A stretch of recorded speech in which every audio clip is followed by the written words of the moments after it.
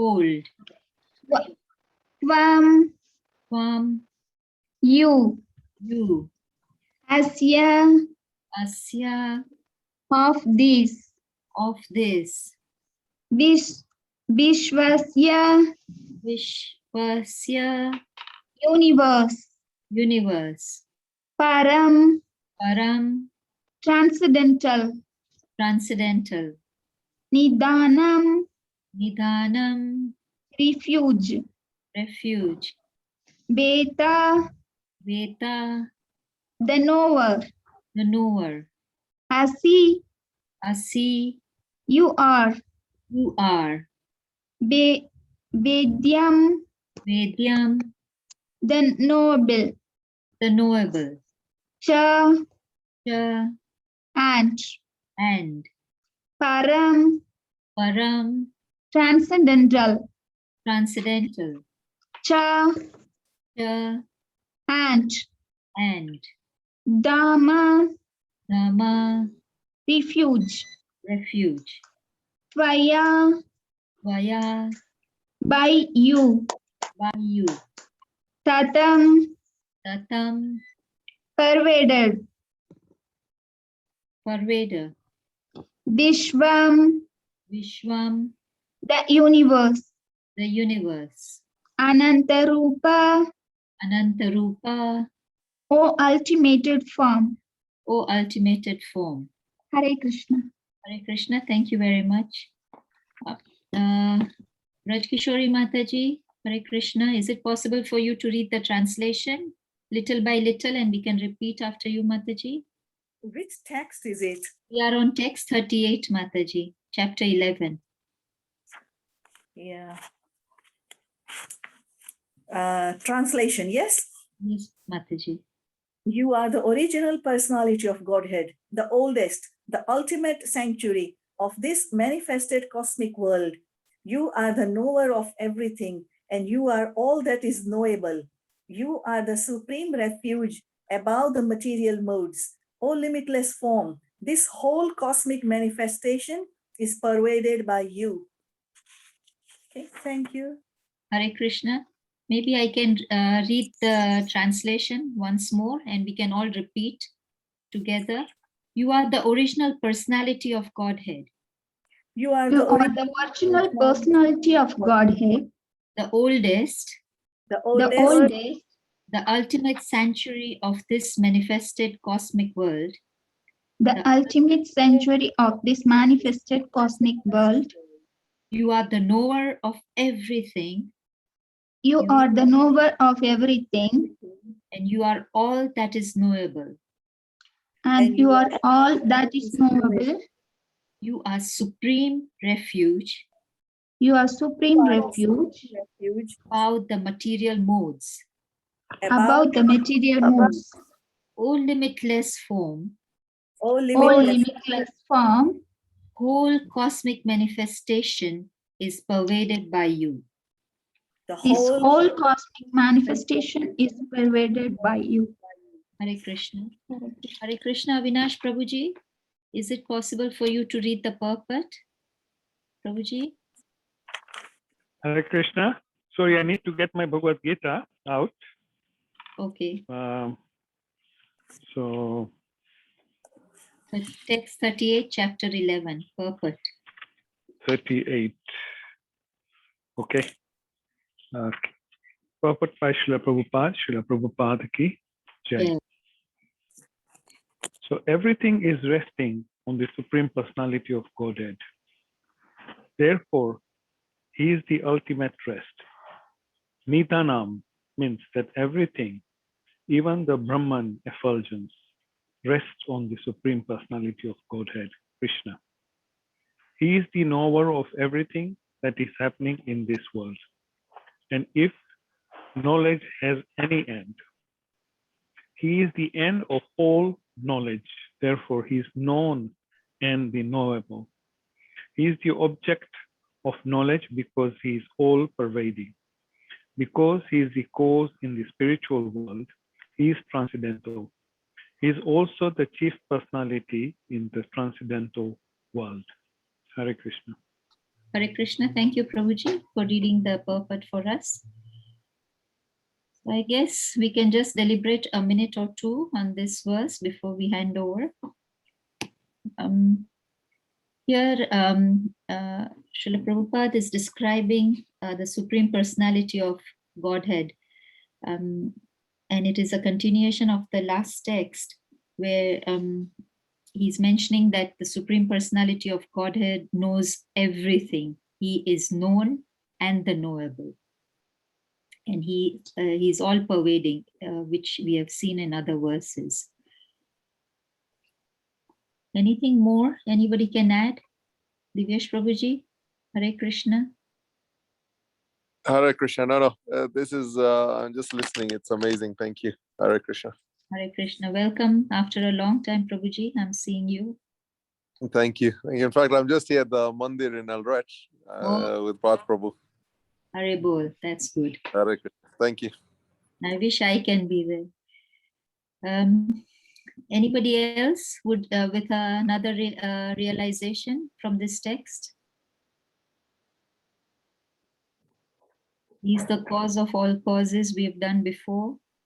He's all pervading. He's transcendental. Yes, Prahlad. Hare Krishna, Prahlad. Prahlad Hare Prabhu. Krishna. Yes.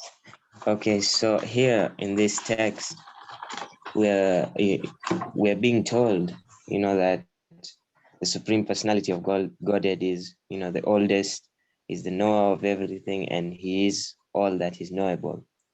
So this brought me back to one of the lectures that was given, I think so, previously, that, he is knowledge itself. I believe it's when we were covering the chapter on knowledge of the Supreme, I think so. So we're being told that he is knowledge itself. And by knowing knowledge about him more, it is very key and important in our path of Krishna consciousness. Even though right now we have many discoveries, many people inventing new things, all that knowledge, the Supreme Personality of Godhead obviously knows and probably had it himself as the first and original person, Like, for example, right now we have, let's say, a person who has written that if you mix two metals together, a reaction happens. Of course, the Supreme Personality of Godhead knows this because he created us, he created everything. So he knows what happens when you do things. And he is knowledge itself. And the knowledge that, having the knowledge of knowing him, that is considered very pure, when we get to know him more. That's why I believe many people, many Prabhujis and mentors that we had when we were discussing about that chapter, they said knowledge of the absolute, which is knowledge about the Supreme Personality of Godhead, is very important. It's not something to take lightly. It's something very important to our path of spirituality or Krishna consciousness. Hare Krishna. Hare Krishna. Thank you very much, Prahlad, for sharing your realization. I will now hand over to our mentor for today, Her Grace Radhika Kasturi Mataji, who has joined us all the way from California. She has been coming regularly to our sessions, but because we have new devotees, I'd like to introduce her again. She has been practicing Krishna consciousness for quite a few years, and she conducts the Bhagavad Gita classes for adults, and also the Ramayana for youth. She teaches the Mahabharata to the teens as well for Athens, Georgia organization. And she's actively involved in all the activities of the Berkeley Temple. And currently she's doing a transcription service for His Highness Radhanath Maharaj.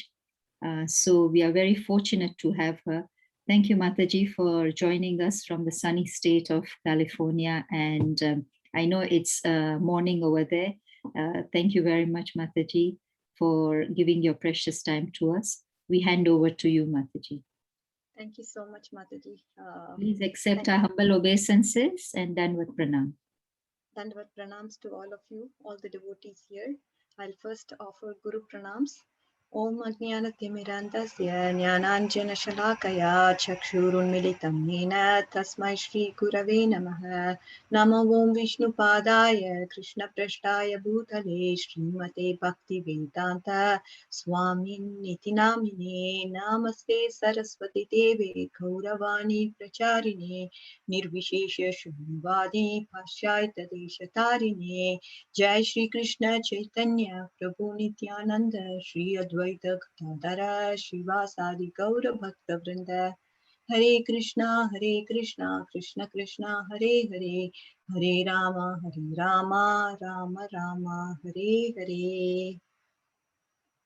Dear devotees, thank you all. Thank you, Mataji, for providing me this opportunity to speak in this forum. And I bow down to the lotus feet of all the devotees who have assembled here, so I might be able to speak the relevant words of Srila Prabhupada. Hare Krishna. So today's verse is a very interesting verse, that is 11.38.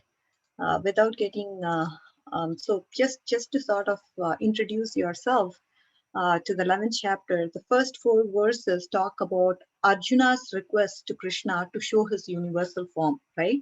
5 to 8 talks about Lord Krishna describing that universal form. That is, he's sort of giving a preview to Arjuna. And 9 to 14 talks about Sanjaya describing Arjuna's vision of this universal form to Dhritarashtra. And 15 to 31 talks about Arjuna's experience of seeing the universal form. And then 32 to 34 talks about Krishna's reply. He says, I am, become my instrument. It's a beautiful verse.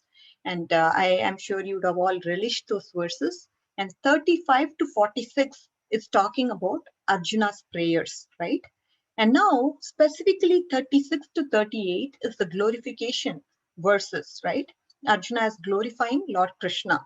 And if you look at 39 to 40, Arjuna is again going to pay obeisances to the Lord. And 41 to 44 is apologies. And 45 to 46 is his request. He is going to make some request to the Lord. So this is sort of the synopsis or a brief overview of what the 11th chapter is all about. And now coming on to this verse from today, as I told you, it is a glorification verse of Lord Krishna. Arjuna is trying to glorify Lord Krishna. We will also understand what glorification of Lord means and what glorification, how the Lord actually glorifies the devotee as we move through these verses. So let's try to understand this particular verse now. Okay. So Tvamadi Deva Purusha Puranas. Tvamasya Vishwasya Param Nidanam. Vetasi Vedyam Cha Param Cha Dama. Tvayat Tadam Vishwam Ananta Rupa. So let's go. Tvamadi Deva. You are the original personality of Godhead. Purusha Puranas. Original. You are the original primeval Lord. So throughout the universe, throughout this verse, Arjuna is stressing the transcendental position of the absolute truth. There are many gods, right? We know there are many devatas, there are many gods. And among them, it is described that the one who is manifested here, who's being referred as Adideva, he is the primeval Lord. We all know from Brahma Samhita, Govindam Adi Purusham Paramam Namami. So Govinda, he is the Adi Purusha. And now he is the Adi Deva. So what does it mean practically? What does Adi Deva mean? That means he is the beginningless beginning of everything. That actually he's the own category of existence. God is at a own category of existence and he's at a very different level. He's at a whole different level. He's not like any ordinary person. So we may see different devatas, but he is the absolute supreme. And he is existing in the category that is outside of the time domain. Time is not, So time, the Jiva Tattvas are all bound by time, but he is outside the time domain, right? Tvamadi Deva, he is the person who exists before the conception of first can come in. There is, before the first word comes in, he's there always because he exists outside the time domain. Still, in order to refer in the conventional sense, the words first may be used to refer to him.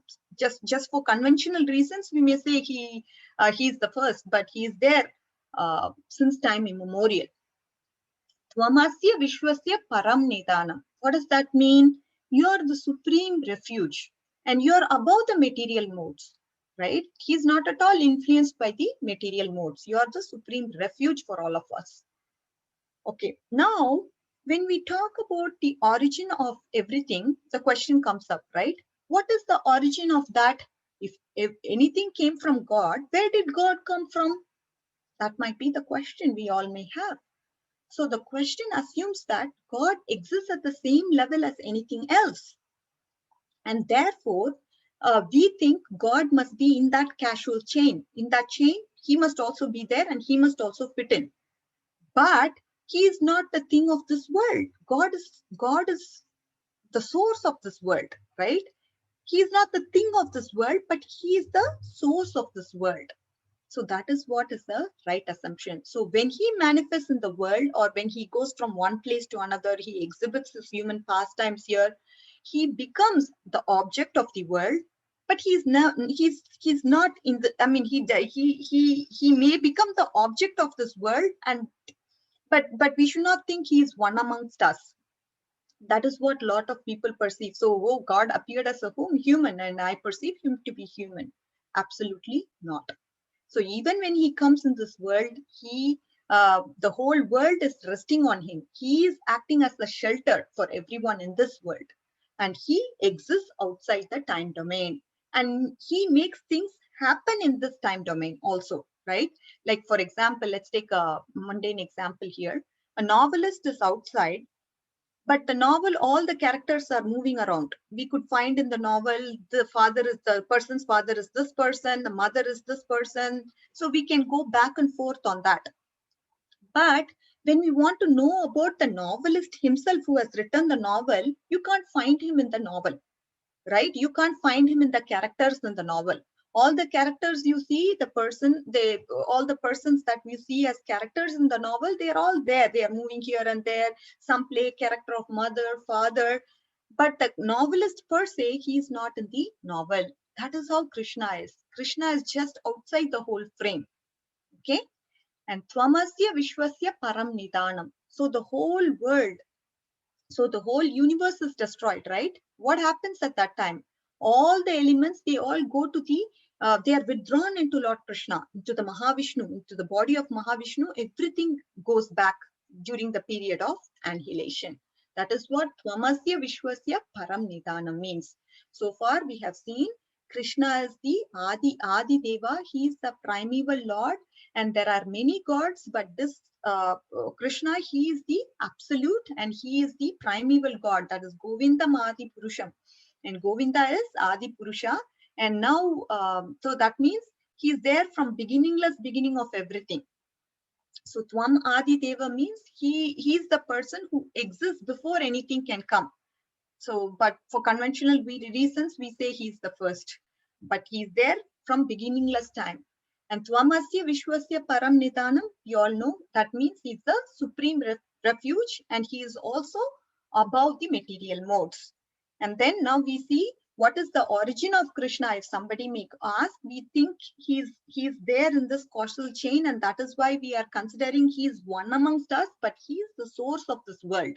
Even though he may appear in the world and become the object of the world, he is the source of this world. And again, we have to understand the whole universe is resting within him, and he is the shelter. So we also saw the example of a novelist, and how the novelist is written the novel.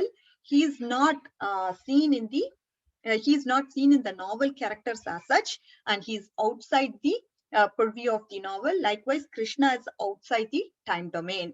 And Tvamasya Vishwasya Param Nidanam means the whole world, whenever it is destroyed, the whole universe, when it's destroyed, at that time, what happens? All of them are drawn into the body of Mahavishnu. So this is what it means. And now coming back to this point, Vetasi Vedyam cha Param cha Dhamma. What does that mean? So knowledge originates from Lord Krishna and culminates in him. And that is what it means. Vetasi Vedyam cha Param cha Dhamma. We will see what is Vetachi. Vetasi means he knows everything. The Lord, of course, he knows everything. Vedyam means he is the ultimate object to be known. We have to know him. He's the ultimate. If people don't know him, that is of course, you definitely need to have spiritual credits, because of which you will know Krishna to be the Supreme Lord, and he is the ultimate object to be known. Param Chadama, he is the supreme destination. So when we know Krishna, we attain Krishna. The purpose of all our intellectual searching is ultimately to know Krishna. So if you look at this verse from Bhagavad Gita 7.19, what does it say? Bahunam janmanam ante jnanavan mam prapatyate vasudeva sarvamiti sa mahatmasu durlabha. After many births, he who's actually in knowledge surrenders on to me, knowing me to be the cause of all causes. And such a great soul, he is very rare. So Mahatmas, they understand how supremely attractive Krishna is, how loving Krishna is. The Mahatmas, they are able to understand that. And naturally, they want to surrender to him. And that way, they become wholeheartedly devoted to him. So Krishna, he is the knower of everything. And he is the one, we all know from this verse, right? I mean, 15.15. Sarvasya chaham pritisanni vishtu matta smritir jnanam apohanam cha vedaisya vedyer ahameva vedyo vedanta krit veda videva chaham. So what does it say? What does that verse say? Sarvasya chaham, in all the living beings' heart, pritisanni vishtu, I am situated. Matta smritir jnanam apohanam cha. From me, three things are coming out. What are the three things that come out? Smritir, meaning remembrance. Jnanam, what does that mean? Knowledge. And apohanam means forgetfulness. So these are the three things that come out of Paramatma. And Vedaischa Vedyer Ahameva Vedyo. So we are understanding that Krishna, first of all, he's there as a super soul in all of our hearts. Through his indwelling presence, he is there in our hearts. And the second part is connecting it to the Vedas. By all the Vedas, I am to be known. And Vedanta Krit, I'm also the compiler of the Vedas. Veda Videha Chaham, I know the Vedas. So that is what Krishna, he makes us, he gives us these three things. He's just waiting. When will this person turn towards me? That is the super soul that is there in everybody's heart. He doesn't leave a hog, or he doesn't leave a dog. He doesn't leave any creature for that matter. He wants to be there with all of them. At one point, when are you going to turn towards me? He's waiting there, right? He's waiting there for everybody. When you will turn towards me, when you take one step, Krishna will take 1,000 steps to help you fulfill that goal. That is how much anxious Krishna is to get us back home, back to Godhead. So with this, we understand that. So, what does this knowledge means? This is very important for us to understand. Knowledge means to see the energy in relationship to the energetic. So we may easily recognize Krishna as the absolute truth, who's the omniscient knower of everything. But the further step in our spiritual realization is to know that he is the knowable. He is also the object to be the known. Object to be known means he should be known. Whenever we see anything, we have to see that Krishna is the source of that. And you would have seen Krishna's vibhutis in 10th chapter. Whenever we see something in the material world, something extraordinary, it is nothing but a spark of the splendor of Lord Krishna. And that is what enables us to be Krishna conscious. How can I see Krishna? I don't have that ointment of love in my eyes. But how can I see him? You can see him everywhere through this concept of understanding that he is seen as the energy, right? The energy that pervades this world is Krishna's energy, and that is how we are able to relate to Krishna. Whatever happens, It is due to Krishna's. He is the cause of all causes, as Mataji mentioned in the beginning. So this is the way we are able to see Krishna in everything. And that is something that we need to understand when it comes to knowledge. And how is Krishna the noble, right? That might be the question. And here specifically into this context, how is he the noble? So that is why Arjuna is given this revelation of Vishwarupa. So in this Vishwarupa, he is able to see many forms, right? He is able to see so many forms that are there in this Vishwarupa. But ultimately, all of them are resting on Krishna, right? They're all sustained by Krishna. They're all arranged by Krishna. And he is the supreme shelter. That is Paramcha Dama. He is the ultimate shelter of the universe. And so since he is the shelter of everything, I mean, the universe, whatever it is existing, it's all existing in Krishna. Even the Brahman, for that matter, he's acting as the shelter. So when you get this Bhagavan realization, you obviously have the other two realizations automatically. That is Paramatma realization and Brahman realization. He is the one who's supporting the Brahman also. So thus he is the ultimate shelter of the universe, shelter of everything within the universe, and whatever universe exists as such, he's shelter for that also. Now we need to understand something in this mundane world. Somebody can do a PhD thesis on the mic, right? There is a mic, that's the sound that the mic provides. Somebody can do a PhD on mic. What is the composition of the mic? What is the angular alignment of the mic? What should be the resonance of the mic?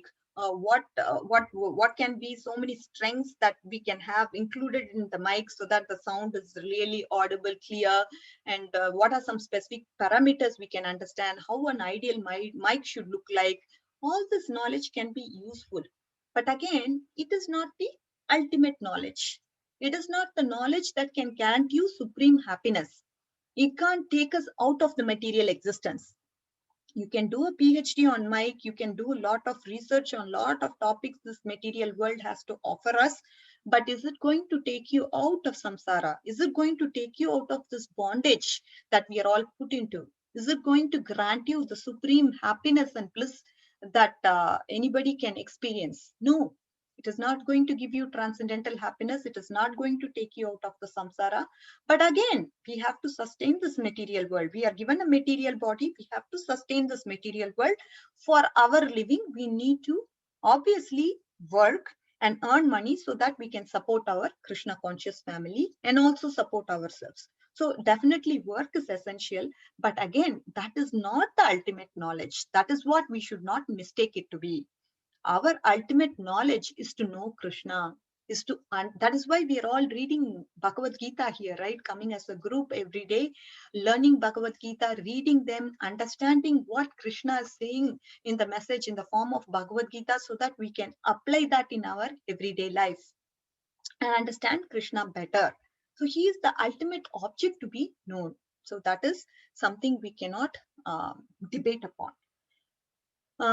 So as we understand, none of these objects can completely benefit us as knowing about Lord Krishna. So now I'd like to talk about a little bit, since I see some kids are here, Shashwin is here and Yash is here. So let's talk about a story. Even I'm sure the others will love it. This is a story from Mahabharata about Gantakarna. Who was this Gantakarna? He was the demon who originated from Lord Shiva himself. So at one point, what happened was, this demon was generated from Shiva's body. And he was, the particular demon, he was absolutely devoted to Lord Shiva. Okay, he was sure that Shiva is the Supreme Lord. He is the Supreme Lord. So eventually, he also got the name Gantakarna. What is this name? What does it mean? Ganta means bell, okay? And Karna means ear. So Gantakarna means he has a bell. He has a bell in his ear. Okay, that is what Gantakarna means. So what this person used to do is, as soon as somebody tried to utter Lord Vishnu, like that, as soon as somebody tries to utter his name, this person, he would twist his what he will do is immediately, as soon as, even if he hears V, that's all, he will start to ring his bell that he has on his ear, because he didn't want to hear Vishnu's name. And that is the reason he was having the bells that was sticking out of his ears. And whenever he hears Lord Vishnu's name, he will start ringing the bell, because he doesn't want to hear any other name other than Lord Shiva. That was how much devoted he was to Lord Shiva. He was also very confident that Shiva was the supreme Lord, and he didn't want to hear a thing about Lord Vishnu. So once he was worshipping Lord Shiva, and he was performing severe austerities in the Himalayan mountains, that is on the Badrika Ashrama, not very far from Badrika Ashrama. So now we have something interesting happened, okay? That is Lord Shiva, because of the severe austerities and penance, what happened was Lord Shiva, he appeared before him. And he said, okay, what do you wish, Gantakarna? And Gantakarna replied, I wish nothing. I want to be your devotee, Lord Shiva. And Shiva asks, why? Why do you want me to be your devotee? Like that he asks. And he says, what do you mean? I only wish to serve you with devotion. And Shiva is asking, why? What is the reason again? He responds, finally, he wants to know what his goal is, right? He wants to be devoted. Okay, you want to be devoted. You want to be my devotee. That's fine. I want to serve you with devotion. That's also fine. But what is the goal, ultimate goal? He responds, well, I want liberation. Like that he says. And now Shiva says, no, I can't give you liberation. Gantakarna asks, why? What is the reason? Shiva, you are the Supreme Lord. Why are you saying this to me? My heart is broken now. Please tell me what is the reason why you can't award me any kind of liberation. And then Shiva says, Vishnu is the one who can give liberation to you. That is only possible through Vishnu. And if you look at me, Lord Shiva, I myself worship Lord Vishnu. Gantakarna, he looked at his bells that was hanging from his ears. I had run those bells countless number of times. I tore the bells angrily and said, oh my God, now I get it. I will never have this bell in my ears anymore. I'm going to start worshipping Lord Vishnu. And Shiva was very, very happy when he heard this message. And he said, I bless you that you achieve perfection here in Badrikashrama, and one day you will be able to get the darshan of Lord Vishnu. So that is what Lord Shiva actually told to Gantakarna. So then what happened was, as you all understand, he was actually guaranteed that he would meet and get the darshan of Lord Vishnu himself. And from this story, we understand that there is no one superior to Lord Krishna. Even Vishnu comes from Lord Krishna. So Krishna. Wait, Mataji, I have a question. Yeah, we can take questions in the end, Aditya, if you don't mind. Okay. Thank you, dear. So Krishna, he is the source of all cause of all causes.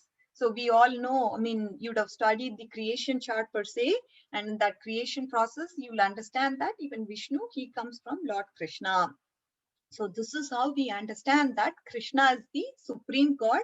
And through the story of Gantakarna, we are able to clearly see that nobody else other than Lord Krishna can award this liberation. So that is the moral from this story. So now we understand that if you don't know Krishna, how can we get out of the samsara? How can we be involved in the transcendental rasa with Lord Krishna? How can we serve Krishna? Because those are the things we hanker for. We have to get our internal swarupa and serve Lord Krishna, which is what Krishna is waiting for. He's anxious for us to come back to him so that we will be able to serve him in our internal swarupa. And in that process, you are going to get eternal happiness, right? So now let's go on to the next part. What is that? The next one is, so Vishwam Ananta Rupa, the whole, he's pervading the entire cosmic manifestation. What does that mean? That he pervades the entire cosmic manifestation. We all know that is Super Soul. He's there as Super Soul in everybody's heart as Shirodaksha Vishnu. And he is the Super Soul of each and every individual universes as Garbhodakshay Vishnu. All those universes get their life because Garbhodakshay Vishnu enters into the universe. And we all know from the bodily pores of Mahavishnu, the universes sprout. And that is how he pervades all the universes per se. So now it indicates that obviously the absolute person, he is the one who is the source of everything, and everything is in his energy, is pervading everything. It is his energy that pervades everything, and he is the one who's sustaining everything, and he is the one who's meant to remind us of him. That is the reason, right? All the energy, I mean, we see that his energy is pervading the universe, and because of which he is able to remind us, oh, it is Krishna, it is Krishna here, it is Krishna there, it is Krishna everywhere.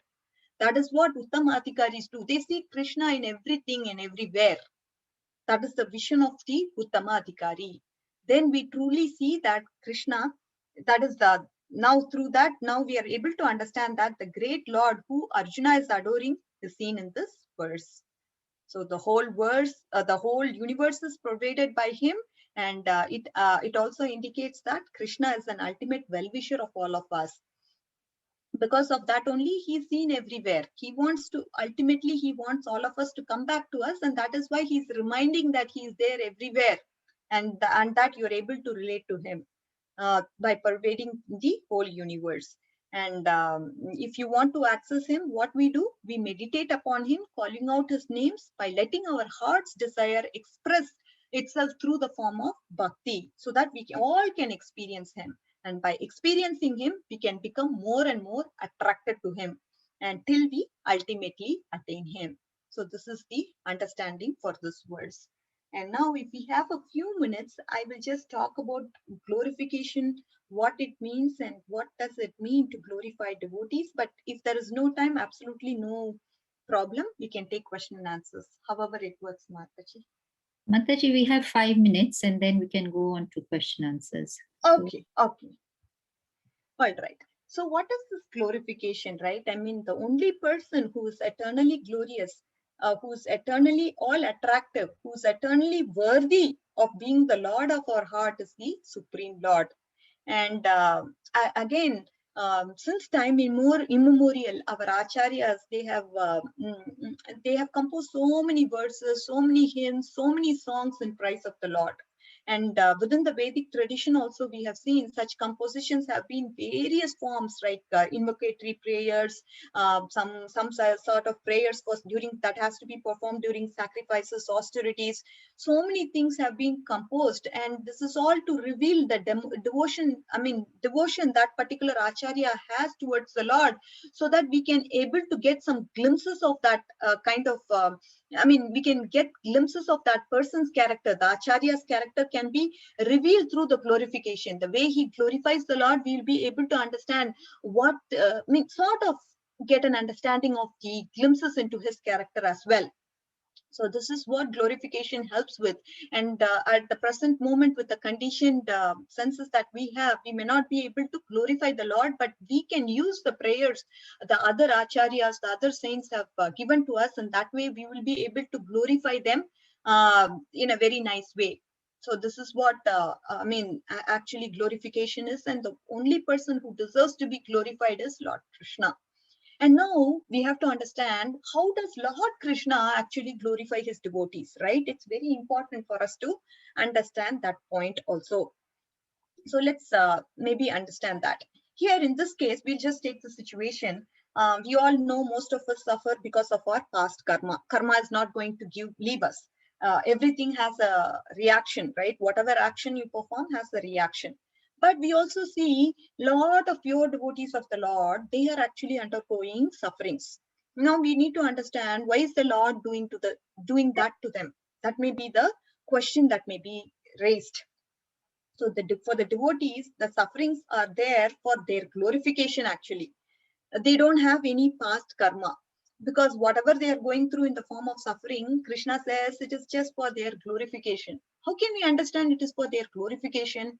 Let's see, even if you look at Pandavas, they've gone through so much of sufferings. And if you look at it with a materialistic vision, we may see why, God is putting them through so much suffering. We understand that they don't have past karma, but still they are going through so many sufferings. So now let's understand that. So the greatness of the gold is actually seen by how it shines. The way one can tell it is gold is by having this gold plating, how it shines, how it looks, what happens, how much effulgence does it produce. That is the way we can understand gold. So for our devotion, it is also like that.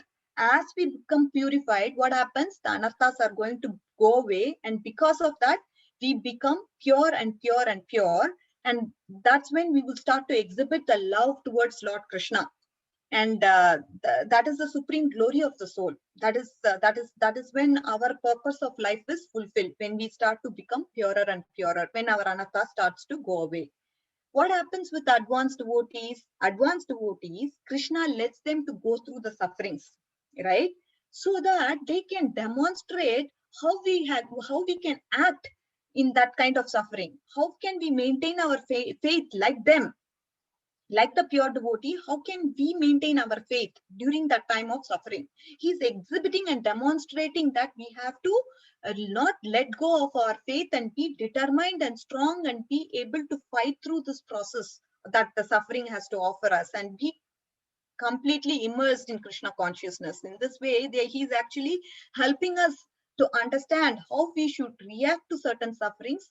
And if you look at the pure devotee, this is what this is what he's exhibiting, and through his actions we can actually take messages, and we can learn, and we can understand how we have to act in that kind of situation, given that situation in our life. And this is how we maintain our faith. So that is the understanding Krishna gives, and this is the way he glorifies them also, right? Whatever we see is a glorification to Pandavas. See, they have gone through so much. At the same time, they did not lose their faith on Krishna. At any point in time, at any suffering, they always called to Lord Krishna and seek for his help.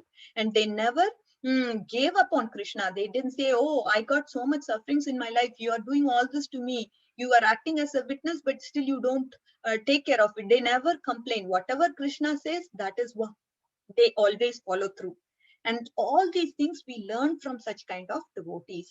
So this is the understanding. And Krishna, if you do one thing, if you just think about, oh Lord Krishna, I want to think of you, he will make 100 different ways to make you think of him. So that is how merciful Lord Krishna is. So this is something that I wanted to share with all of you.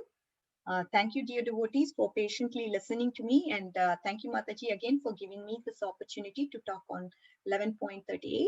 And Jai Srila Prabhupada, all glories to Srila Prabhupada. Thank you so much. Hare Krishna. Hare Krishna, Mataji. Thank you so much for simplifying. And I really like the example of the novelist and the novel. It brings the whole concept so clearly. I won't take much time because there are questions on the chat, and even Aditya wants to ask a question. So first we'll take Vishal Solanki Prabhuji's question, which is, Hare Krishna Mataji, what do you do if we are very absorbed in our work and forget Krishna? How do we remember him then? Yes, so this is something that Krishna has also told Arjuna, right? How can I remember you, Krishna, while I'm fighting through the war, right? This is the question that Arjuna also asked. And how we remember him is that ultimately, whenever we start our work, we understand the goal is to support our Krishna conscious family. The goal is clear. We are working in order to support our Krishna conscious family. And when that goal is clear, everything else follows through. So we are working for Krishna. At the end of the day, we give him charity. We do everything that can possibly satisfy him. We give him prasada. We give him charity in the form of books or any kind of donations. We support the Krishna conscious family. So what is the purpose of this work? This purpose of this work is to ultimately serve the devotees of the Lord. And to keep the mind and body and the soul together, right? We have to function with this body, and this body is there to serve Lord Krishna. So our purpose of working is to serve Lord Krishna, and that is the reason why we are not working. Even though at work We may not be able to remember Krishna, but the whole work you're able to do because your senses are functioning the way it should be. And that is happening through Krishna's mercy. So at the end of the day, if you are grateful about such thoughts, and if you are able to perceive at the start itself, you whenever you start working, Krishna, I may be, you just tell him that I might be involved in my work. After I finish my work, I will certainly come back to you and start to glorify you, remember you with the family together. And you know that the purpose why I am working is to support this family, and I will do everything as I can to support you in all possible ways through the money I earned. So that is the consciousness we should have. Even though we are observed, that is perfectly fine, but the ultimate goal has to be clear. Hare Krishna. I hope Vishal Solanki Prabhuji, you are satisfied. We'll move on to Aditya. Aditya, can you please unmute and ask your question? Yeah. So what was the name of that person who was worshiping Shiva again? I forgot. Gantakarna. Yeah, Gantakarna. Doesn't it say that if you're worshiping a devotee of Krishna, it's even more thing than worshiping Krishna himself? And Shiva is a devotee of Krishna, right?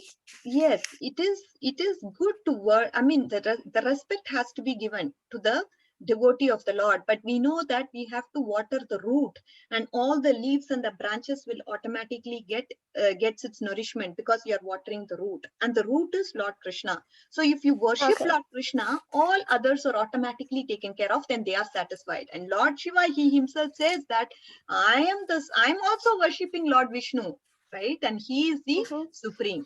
And when you take care of the root, Prabhupada always gives this analogy. Okay. You have to water the root, and the root, when the root is Okay. taken care of, all other parts of the tree are Okay. automatically taken. Yeah, thank you, Mataji. Thank you. Thank you, Aditya, for that wonderful question. Any other question or comments from the group?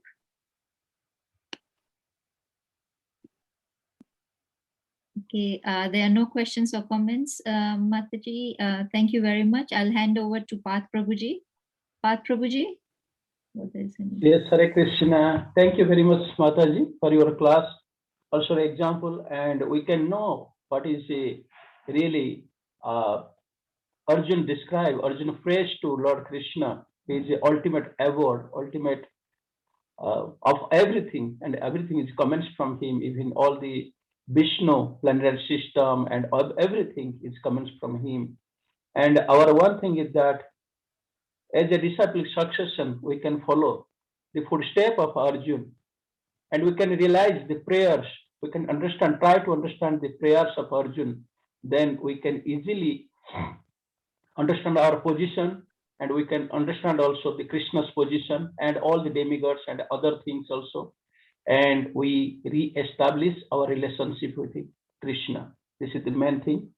So this is the prayer. Already we described many prayers here, and the prayer is the most important and sublime way how to be connected. There are Bhagavatam, there are so many prayers, Dhruva Maharaj Dhruva prayer, Prahlad prayers, Kunti Maharani prayers, so many, all the prayers everywhere. That is the greatness, how the Krishna is the greatness, and how we are the minute, what is the purpose of the living entity, and how he is supposed to be joined in Krishna. We go back to Godhead. That is the only way to prayer. Even we are chanting, that is the prayer. Even we are reading, this also prayer. The listening also prayer. The glorification, everything.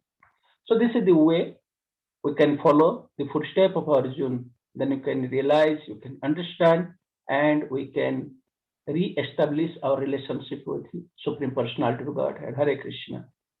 Thank you once again, Mataji, for your wonderful time and giving a precious time and wonderful lecture. Also, I thanks all the devotees here in this platform to join. I request all the devotees, please unmute yourself and chant Hare Krishna mantra for glorification of Hare Krishna Kasturi Mataji. Please join. Hare Krishna, Hare Krishna, Krishna Krishna, Hare Hare Hare Rama, Hare Rama, Rama Rama, Hare Hare Hare Hare. Hare. All glories to assembled devotees. Kripa Sindhubhya eva cha patitanam pavanebhyo Vaishnavebhyo Vaishnavebhyo namo Namo namaha. Namaha. Srila Prabhupada ki Jai. Hare Krishna Radhika Kasturi Mataji ki Jai. Jai. All glories to assembled devotees. Hare Krishna. Hare Krishna. Hare Krishna. Hare Krishna.